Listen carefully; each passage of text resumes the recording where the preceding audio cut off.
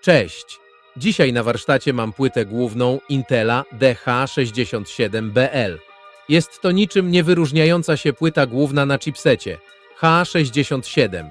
Do przetestowania mam parę procesorów na socket 1155. Pentium G 2020 i trójkę 3220 oraz i piątkę 3330. Akcelerator 3D to moja stara karta MSI RTX 2060. Natomiast dysk to Samsung SSD 860 Pro o pojemności 256 GB. Uruchamiam komputer. Dziś jednak zacznę od aktualizacji BIOSu.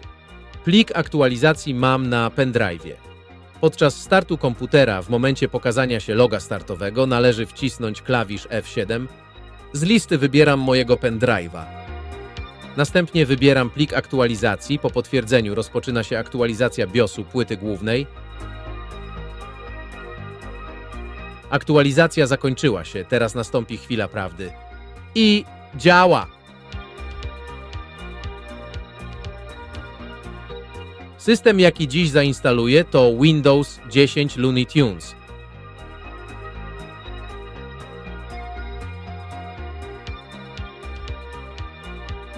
Sama instalacja przebiegła bezproblemowo. Trwała około 9 minut. Następnie zainstalowałem sterowniki i aktualizację. Mając już gotowy system, zabrałem się za testowanie.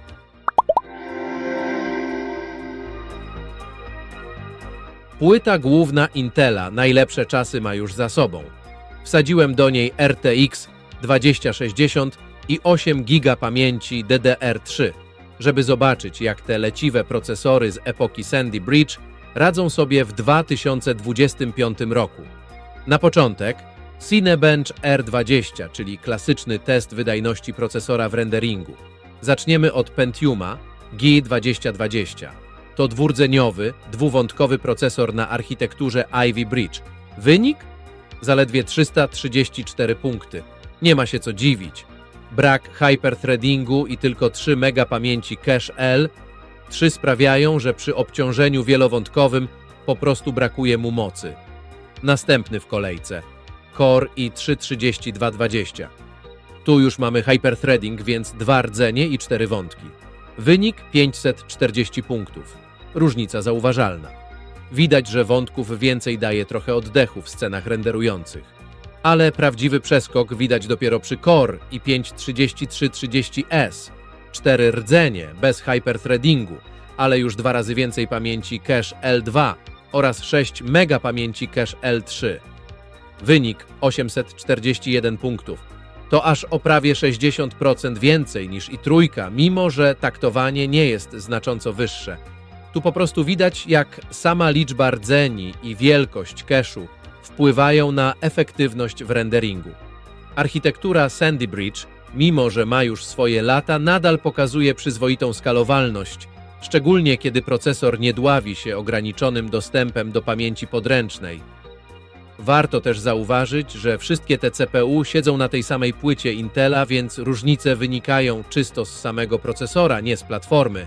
Po Cinebenchu widać jasno, że jeśli ktoś planuje reanimować taką starą płytę, to warto minimum celować w i5. 4 rdzenie robią tu ogromną różnicę. A teraz lecimy dalej. Zobaczymy, jak te same procesory radzą sobie w grach, bo tam różnice bywają jeszcze ciekawsze.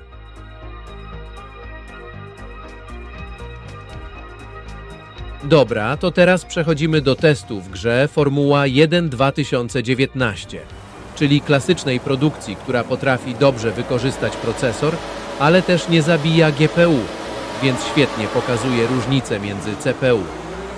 Wszystkie testy robiłem w 1080p, z ustawieniami wysokimi, żeby karta RTX 2060 nie była sztucznie ograniczana.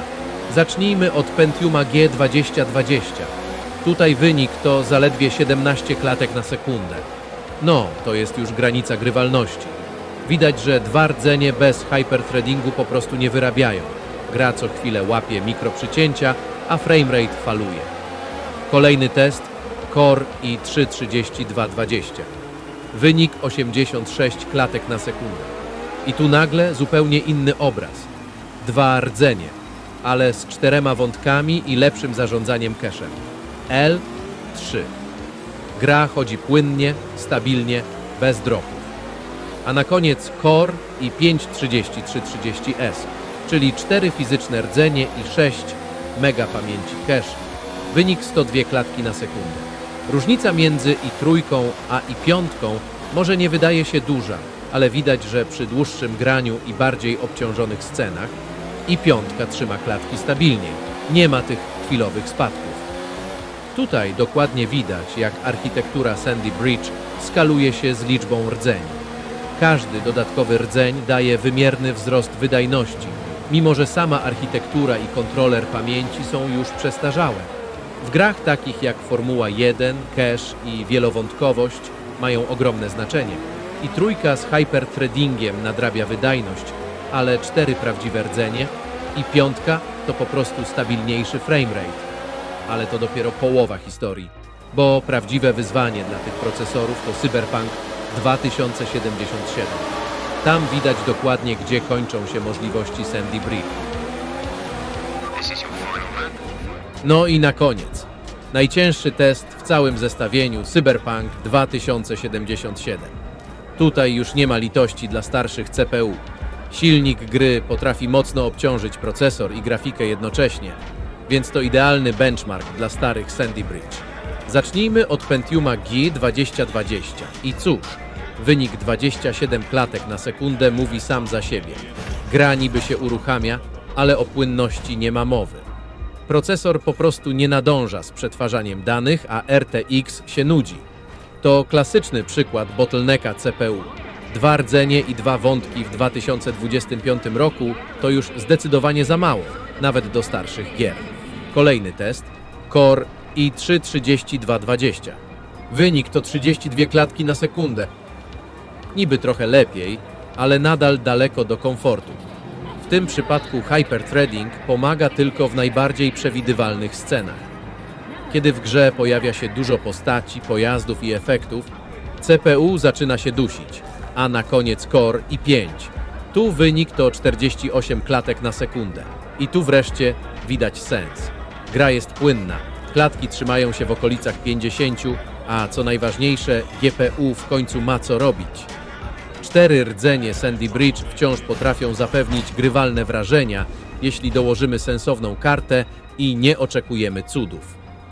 Architektura może i stara, ale dzięki 6 MB pamięci, cache L3 i niezłej przepustowości pamięci, i 5 nadal daje radę w grach, które mocno polegają na wielu wątkach.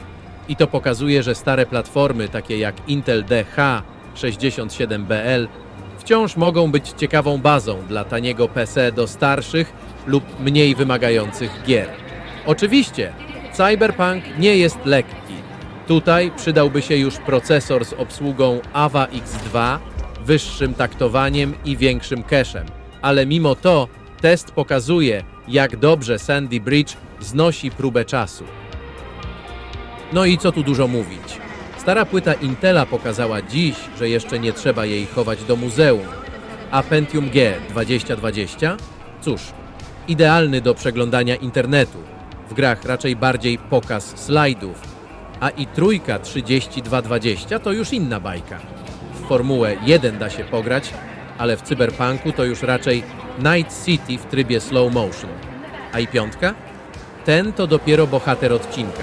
4 rdzenie, solidne 48 klatek w Cyberpunku i spokój ducha, że RTX 2060 nie stoi bezczynnie tak serio, to pokazuje, że cache, rdzenie i wątki to nie marketing, tylko realna różnica, zwłaszcza w nowszych grach. A sam fakt, że ta płyta po tylu latach wstaje, działa stabilnie i uciągnie RTX-a 2060, no to jest po prostu magia Intela sprzed dekady. A na koniec muszę jeszcze zrobić najważniejszy test. Czy pójdzie na tym dom? Dzięki za oglądanie. Widzimy się w kolejnym odcinku, gdzie zobaczymy, jaki stary sprzęt uda mi się uruchomić. Cześć!